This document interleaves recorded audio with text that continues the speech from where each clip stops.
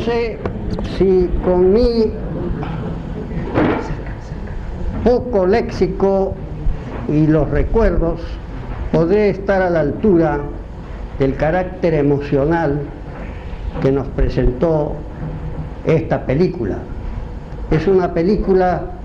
que, como dije en una nota que hice para página 12, una pequeña rendija de aquel gran acontecimiento épico y social que significó la Guerra Civil Española. En el periódico Página 12 aparecieron algunos testimonios lamentables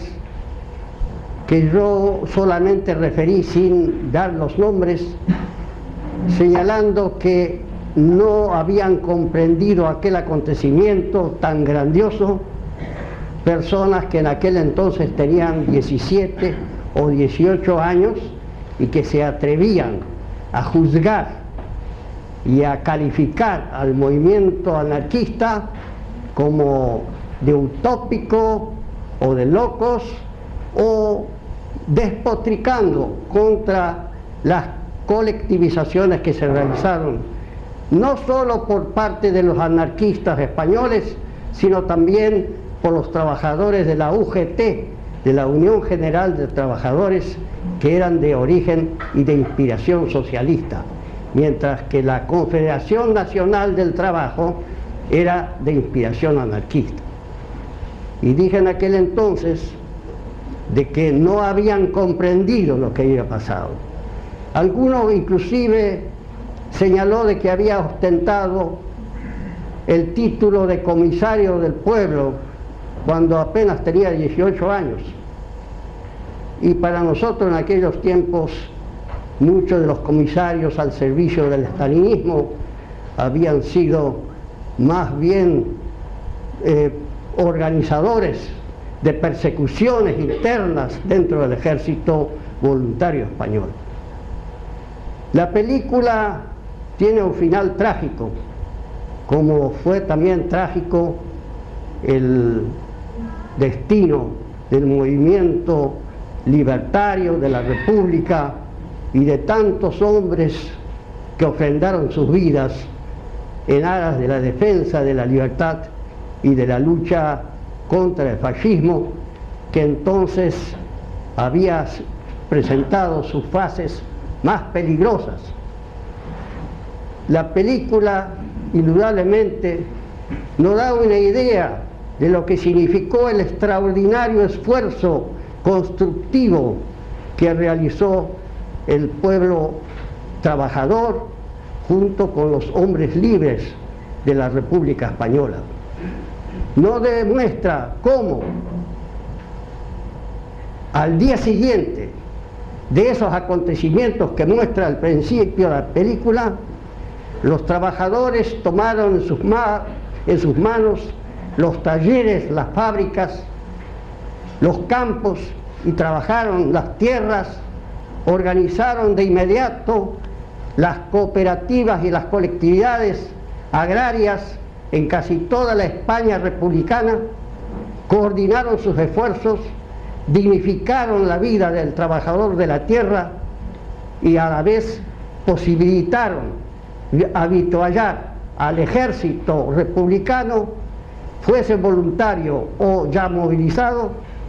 para que pudiera alimentarse, tener ropas y tener herramientas. No se refiere tampoco al trabajo que se realizó en la retaguardia para construir armas, transportes. Los teléfonos que aparecen en la película estaban instalados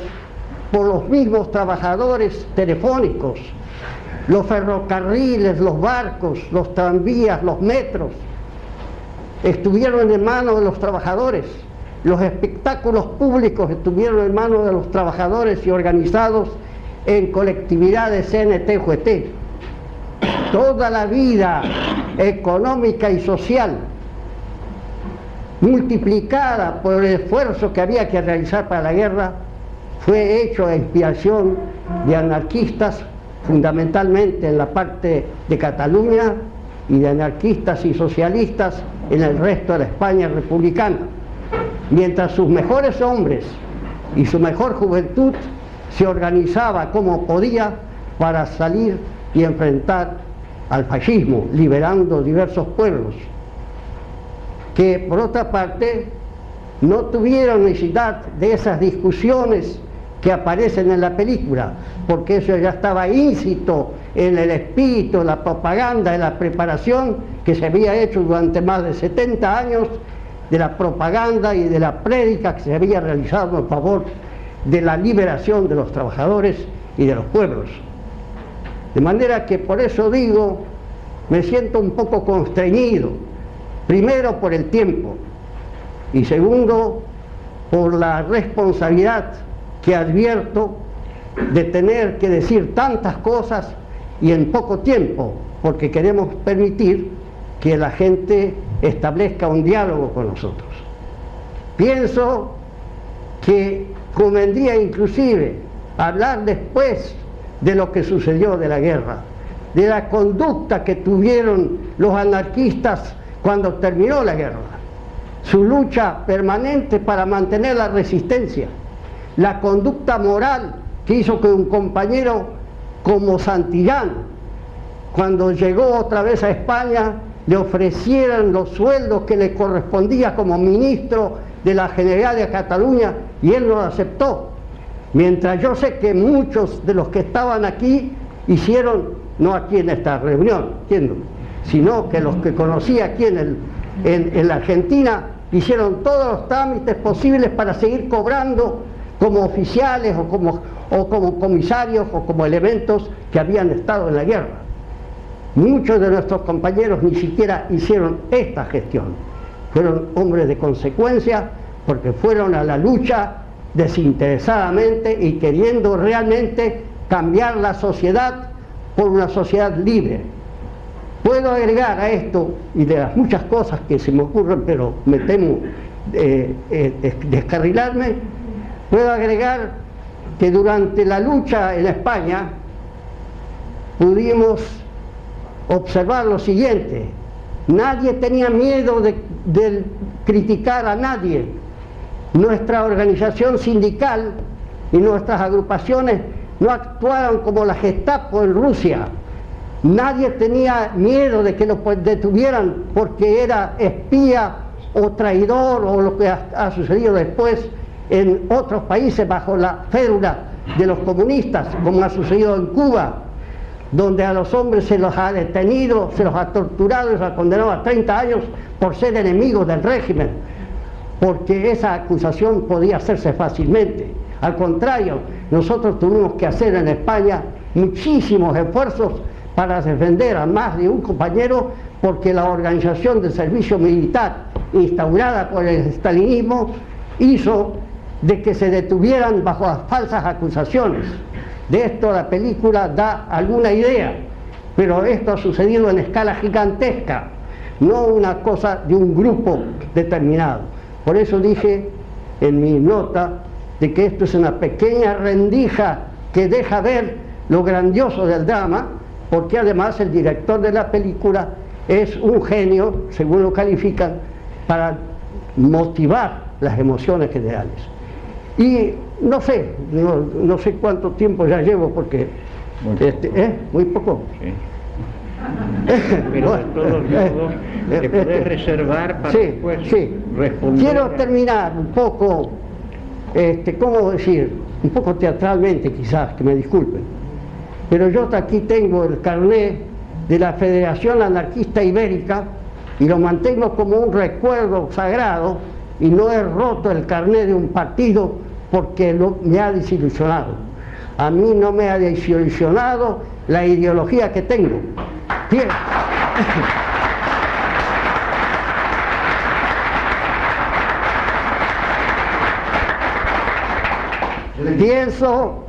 Pienso que la ideología anarquista o libertaria, como ustedes quieran llamar mejor, que el socialismo libertario es la gran solución de los problemas humanos. Pero también pienso que tenemos todos que actualizarnos y medir nuestros pasos. Sobre esto algún día abriremos un debate y valdría la pena realizarlo pronto, porque el movimiento libertario tiene un porvenir si es que sabe desenvolverse en una sociedad conflictuada que no atina a resolver sus problemas. Pienso que desde la Declaración de los Derechos Humanos dados por la ONU en 1948 están en cierto modo consagrados los principios del socialismo libertario, que solamente lo que pasa es que la falta de equidad, la falta de inteligencia, la falta de razonabilidad hacen que la gente no sepa cómo realizarlo. Y estos son los problemas que nos atañen a nosotros, por lo menos a apuntar y saber de que es necesario hacer un esfuerzo gigantesco, porque no se nace socialista. La tendencia no es natural. El mundo marcha, como decía un gran pensador francés, marcha hacia el socialismo, pero el socialismo se va a realizar en escala mundial cuando realmente se den las evoluciones. Estuve releyendo últimamente los libros de Proudhon, uno de los creadores del anarquismo, donde habla del federalismo. El federalismo es la base esencial. En España se realizó en gran medida cuando los municipios integrados por todos los sectores antifascistas designaban sus delegados y se tomaban a su cargo las tareas de atender las necesidades de un pueblo, y esto se hizo a nivel de Valencia, en todas partes. De manera que hay muchísimas cosas sobre las cuales debemos de hablar y de saber que nuestra tarea también es la de docencia, de acercamiento. Nuestra tarea es de amor y no de desatar los resentimientos y los odios. Con el amor quizás podamos acercar a mucha gente hacia las ideas nuevas que necesita la humanidad. Y con el amor podremos también abrir los caminos aún entre nosotros mismos, porque a veces por cualquier cosa solemos pelearnos porque somos apasionados, pero ese apasionamiento nos debe llevar a las grandes realizaciones que necesita la humanidad. Con esto, esta vez termino y dejo que mi compañero siga mejorando mi perorata.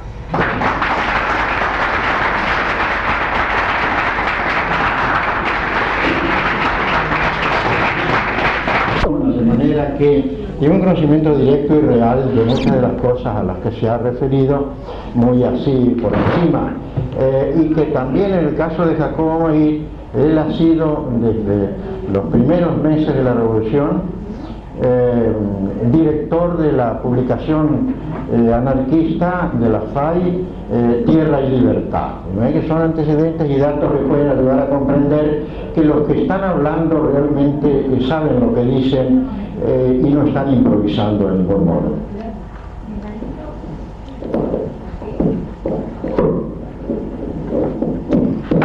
Estimados amigos,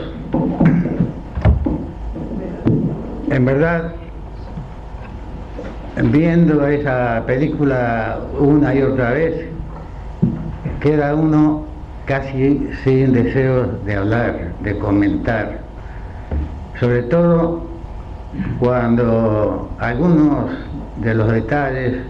de ese magnífico film nos recuerda hechos, nombres, acontecimientos, esperanzas, desalientos, tragedias de todo este proceso que se ha dado en llamar la Guerra Civil Española. Nos contenemos espiritualmente para poder reflejar, siquiera en pocas palabras, lo que significa esta exhibición hoy en el mundo, a 60 años del comienzo de aquella epopeya indescriptible por parte del pueblo español. Debemos decir, complementando lo que señaló tan magníficamente el compañero José Grunfeld, que esta película, inspirada en el famoso libro de George Orwell, Homenaje a Cataluña, que acaba de reeditarse aquí entre nosotros, refleja distintos aspectos de esa tragedia que vivió el pueblo español. Tragedia no solo porque debió enfrentar a un mundo enloquecido, desorientado, sumiso, acobardado ante las agresiones y las amenazas de los dos monstruos totalitarios instalados en Alemania y en Italia, de un mundo que no fue capaz, no obstante poderosas, supuestamente poderosas, grandes, numerosas organizaciones políticas y sindicales que predicaban ideas totalmente opuestas al totalitarismo, al fascismo y al nazismo. En esa oportunidad ocurre un acontecimiento que conmueve a la humanidad, porque un pueblo que está ubicado no entre las grandes potencias, un pueblo de Europa, muestra un ejemplo que no puede compararse con nada de lo que ha ocurrido durante este siglo. Nosotros hemos vivido esa epopeya, hemos vivido el drama del pueblo ahogado, olvidado desde afuera, chantajeado desde la única potencia que fue la que fue suministrando en forma dosificada y bien dirigida la ayuda que era imprescindible para mantener la lucha contra el fascismo, que era esencial, elemental, lo primario para que España pudiera resurgir de alguna manera. Nosotros hemos vivido no solamente los aspectos, hemos sido testigos no solamente del espíritu revolucionario que motivó la salida del pueblo a la calle en los días de julio de 1936 y que impulsó a ese pueblo a procurar construir una España nueva sin abandonar las armas que eran indispensables en la lucha contra el fascismo. Nosotros que hemos visto a ese pueblo afanado en primer lugar por derrotar al peligro inmediato que tenía,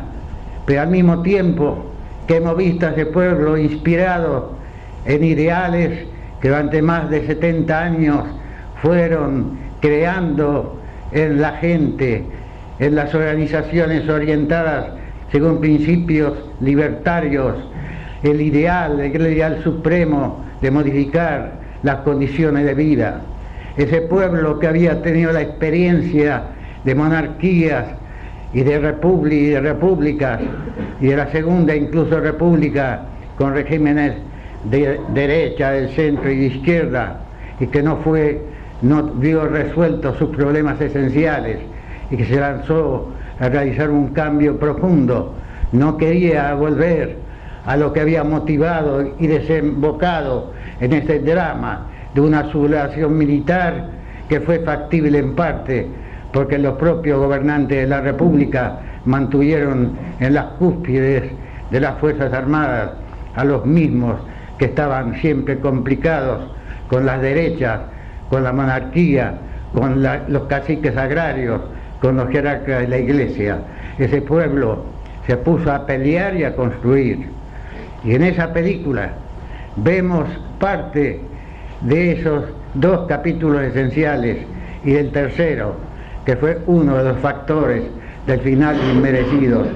que tuvo aquel pueblo heroico cuya historia no puede describirse ni siquiera en los centenares de libros que se han publicado sobre el acontecimiento. Pero en esa película, donde aparecen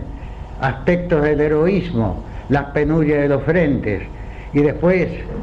el gran choque motivado por la política impuesta por José Stalin desde Moscú, el mismo Stalin que asesinó sin escrúpulos a la más alta cabeza del Partido Comunista Español, Radek Bujarin, Zinoviev, Tukhachevsky, Kirov, unos cuantos más, en las famosas purgas. Ese pueblo, esa parte del drama español de adentro, impuesta desde afuera, se refleja en la película. Se refleja también algunos pequeños episodios de la trágica Semana de Mayo de 1937, provocada por los stalinianos en complicidad con los que estaban gobernando en Cataluña. Refleja también, sobre todo, ese acoso, esa persecución implacable, ese increíble ensañamiento de una potencia que dominaba la mitad del mundo contra un pequeño partido que se llamaba POUM, que con nosotros nada tenía que ver ideológicamente, pero que compartió la lucha tanto en los días de julio como en los frentes de Aragón. Un monstruo armado con centro en Moscú, ordenando a sus agentes directos rusos y de otros países y españoles, entre ellos Palmiro Togliatti de Italia y Vittorio Corovilla de Argentina, ordenando la destrucción de este pequeño partido acusado de ser trotskista, aunque ellos han manifestado siempre que si bien trataron de salvar a Trotsky cuando lo expulsó Stalin en 1929 y Noruega pedía que lo sacaran de allí, no tenía nada que ver con Trotsky y había discutido mucho con ellos. A ese pequeño partido trataron de destruirlo, como refleja esa película, y simbólicamente con ese grupo de camiones que viene a disolver esa columna, esa brigada, ese grupo, y que en parte, en una mínima parte, como yo escribí respondiendo a estos presuntos defensores de aquella política que atacaron la película apenas apareció en la Argentina en la prensa, una minúscula parte de esa represión, de esa violencia, de ese terror ejercido contra ese grupo, contra ese partido. Yo solamente voy a citar, para quienes piensen que nosotros, que ideológicamente no tenemos ningún parentesco con el Partido Obrero de Unificación Marxista, no hemos tenido ninguna concomitancia ideológica, exageramos cuando decimos que el film de ese gran cineasta inglés solo es una pequeña, una partícula de ese terror desatado contra esta gente. Nos remitimos a lo que documentan dos arrepentidos que fueron cabezas del Partido Comunista Español. Nos remitimos al libro de Jesús Hernández, el intelectual que fue ministro de Instrucción Pública y en los finales de la guerra comisario general del ejército,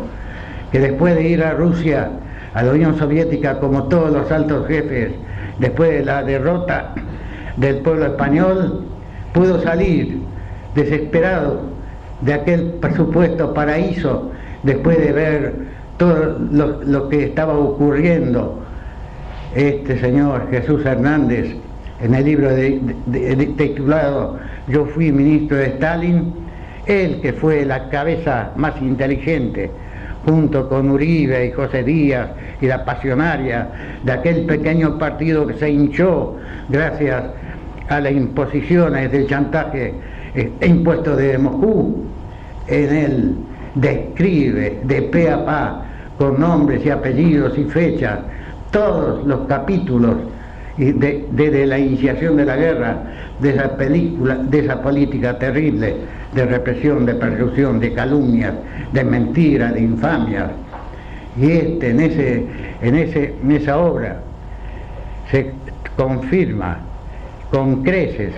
todas las imputaciones que se han hecho a ese pequeño partido y sobre todo a quien lo manejaba desde afuera, desde Moscú, como uno de los factores responsables del final desastroso y merecido de aquel pueblo heroico, cuyo espíritu de combativo no puede describirse de ninguna manera. Uno de los factores que fue la política interna, la política en la retaguardia, donde todo se hacía por órdenes recibidas de Moscú, desde que voltearon al gobierno del Largo Caballero, porque aquel dirigente socialista no había aceptado las imposiciones que querían conseguir. Una, destruir a ese POM y a todos los que habían participado en la lucha de mayo del año 37 en Barcelona. Dos, imponer la fusión del Partido Socialista Obrero Español con el Partido Comunista. Imposiciones llevadas por el embajador ruso, imposiciones llevadas por los dos ministros que crearon la crisis apenas en mayo-junio de 1937, este señor Jesús Hernández y Vicente Uribe. Desde entonces, esa política tuvo como instrumento a José Negrín, el hombre que desde ministro de Hacienda fue erigido en jefe de gabinete, con el mismo presidente Azaña, que varias veces confesó en reuniones con delegaciones de la CNT y de la FAI que iban a llevarle documentos con detalles sobre los crímenes que se estaban cometiendo a raíz de las checas instaladas por los comunistas y en los frentes de guerra y en el comisariado y el Servicio de Información Militar, en todos los resortes y en la censura. El mismo Azaña es el que confesó de que cualquier intento que hacía ante Negrín de oponerse a esa política que tanta vida costó, le sacaba a relucir que iba a poner los cañones en la calle, que iba a poner las armas en la calle para voltearlo. Esa política destructiva está descrita por este hombre que confiesa en el libro escrito en México, una vez que fue enviado allí con una misión para reorganizar el partido en aquel país. En ese libro describe todos los detalles de la política económica, militar, de todo lo que hicieron y lo que consiguieron los agentes de Moscú, los directos, cuyos nombres da, coroneles, capitanes, asesores políticos, y los aliados y cómplices de España y de fuera de España. Y otro documento valiosísimo también es el escrito por el campesino Valentín González, uno de los comandantes más propagados en el mundo, junto con Lister, Modesto, Tagüeña y otros, como los únicos grandes héroes en la lucha armada contra el fascismo. Un libro titulado Vida y Muerte en la URSS. Y uno más terrible, uno que pone los nervios de punta, uno que describe las torturas en las checas, uno que describe cómo tomaron presos, torturaron y tiraron después en la zanja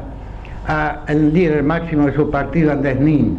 uno que describe detalles de las distintas checas por las que pasaron ellos, los dirigentes del POM, una vez encarcelados, en las cuales y en las cárceles donde había, junto con los fascistas presos, una cantidad de hombres que habían sido sentenciados a ir a la prisión, muchos de ellos fusilados, ejecutados después, porque no quisieron tomar el carnet del Partido Comunista, aún formando parte de las brigadas internacionales. Otros famosos colaboradores de distintas tendencias, describe la muerte, el asesinato, no solamente de Andrés Nin, que fue después de Mourin la máxima figura del POM, sino también de otras grandes figuras como Kurt Landau, como Mark Rein y como otros que habían venido de afuera y fueron también perseguidos y asesinados porque fueron elementos que estaban en relación o parecían parte de ese pequeño partido. Y bien, no solamente... Casi 20 minutos. Ya termino. Y eso culminó, culminó mientras estaba luchando en todos los frentes de guerra, mientras estaba concediendo para no perder las pocas armas que se mandaban desde aquel centro que fue el Kremlin, con Stalin a la cabeza. Eso sucedió, terminó con un proceso a 7 dirigentes del pequeño partido que en octubre del 37 se realizó con un fiscal que tenía la orden directa de Negrín de condenar a cualquier costa por espías, amigos de Franco, la Tercera Internacional Comunista, presidida también por Zinoviev y otros dirigentes. Y estos hombres fueron condenados después de un proceso ridículo donde el fiscal y los jueces hicieron papelones ante las respuestas y las aclaraciones de esos 7 hombres y ante el testimonio de figuras que fueron importantes en España,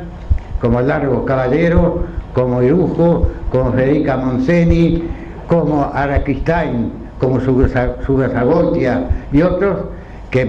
manifestaban en el proceso que aquellos hombres eran mucho más antifascistas, mucho más españoles en el sentido de respeto a su país que lo que pretendían condenarlo. No pudieron condenarlo a muerte como se pretendía, pero lo condenaron a largos años de prisión. Y hasta el último día, hasta la caída de Barcelona, estos hombres estaban presos en la cárcel, después de haber pasado por Madrid y por Valencia, en la cárcel de Barcelona, y salieron en un camión, unos 50 o 60, la mitad oficiales de la justicia y la mitad presos, camino hacia Francia, cuando más de 500.000 personas realizaron aquel éxito trágico en el cual nosotros personalmente participamos. Eso es algo que se podría completar en películas y completarla y complementarla sobre todo con algunas películas que se han pasado en este local realizadas por el movimiento durante la guerra y después de la guerra, complementarlas con lo esencial, con lo que a nosotros más nos ha importado de que regresamos de aquellos años inolvidables. Dejar a los jóvenes sobre todo la enseñanza de una revolución libertaria en la antípoda de la falseada revolución socialista que duró 70 años y cayó tan ignominiosamente. Dejarle a la gente la misión de estudiar, de analizar lo que se realizó, lo que se pudo realizar, según principios totalmente ajenos al estatismo, al capitalismo, lo que se pudo realizar en el terreno de la economía, de la industria, de la agricultura, del transporte, de la educación, de la sanidad, de las artes, en todos los aspectos de vida social, a pesar de que había que sobrellevar todos los peligros, todas las implicaciones de esa guerra terrible, de esa guerra monstruosa que destrozaba ciudades y pueblos, que hacía que cada vez más se iba aproximando un final que terminó y se completó después de la Segunda Guerra Mundial con la nueva traición de las grandes democracias que reconocieron al gobierno de Franco, que durante más de 40 años cometió millares y millares de crímenes, ejecuciones, torturas, persecuciones de todo tipo, y que no pudo evitar la resistencia heroica de las organizaciones clandestinas, cuya síntesis podemos señalar con este dato. Durante el régimen de Franco hubo 19 comités nacionales de la Confederación Nacional del Trabajo Clandestina y muchas más regionales de España que mantuvieron la lucha y que fueron cayendo desde que se inició el reinado del fascismo en la península, a pesar del terror, a pesar de la muerte, de las ejecuciones, y ante todo, y para terminar, quiero recordar y rendir mi homenaje, mi recuerdo más sentido a los compañeros que han caído en España, a los que después han caído en el exilio, a los que ya no están con nosotros, pero que han puesto un granito, su pequeña cooperación en esa lucha que para mí, como lo dije en los escritos publicados contestando a los calumniadores, fue realmente una lucha que honró y que seguirá honrando a la humanidad en toda su historia. A los jóvenes, una invitación especial para que traten de conocer lo mejor posible la parte constructiva realizada según los principios libertarios en la España antifascista. Nada más por hoy.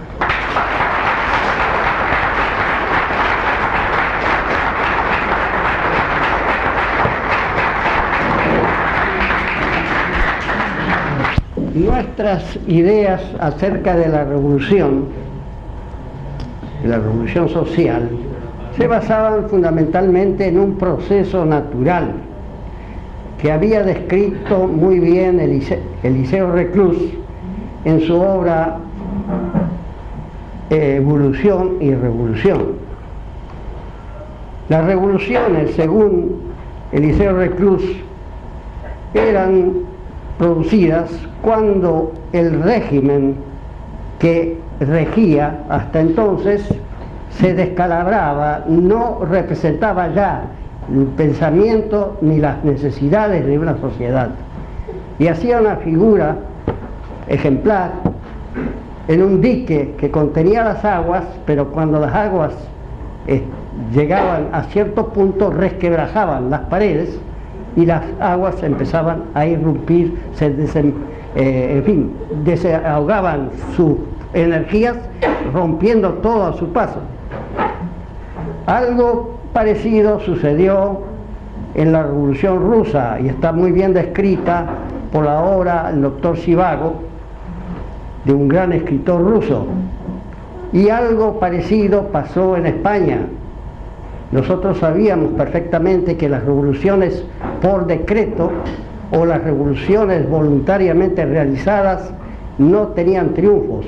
Lo que se produjo en España fue un resquebrajamiento de todas sus instituciones, lo que permitió que el movimiento obrero y los movimientos de izquierda irrumpieran y pudieran vencer a las fuerzas que ya no representaban más que a una parte del pueblo español. Y entonces se dio paso y se posibilitó de que toda la potencia constructiva se realizara por parte del pueblo, que necesitaba y deseaba y anhelaba trabajar la tierra y disponer de otra manera de la forma de producir las cosas. Complicado indudablemente con el problema de la guerra contra la otra fracción. Ahora bien, yo siempre he dicho de que el bolcheviquismo es una inversión de la naturaleza revolucionaria. En España se dedicó fundamentalmente a apoderarse del poder. No le interesó ganar la guerra, le interesó sumar fuerzas, aunque fuesen negativas, para poder destruir a los que realmente deseaban una revolución y modificar las cosas y triunfar en favor de la libertad. Algo parecido sucedió en Cuba. En Cuba la revolución no fue representada solamente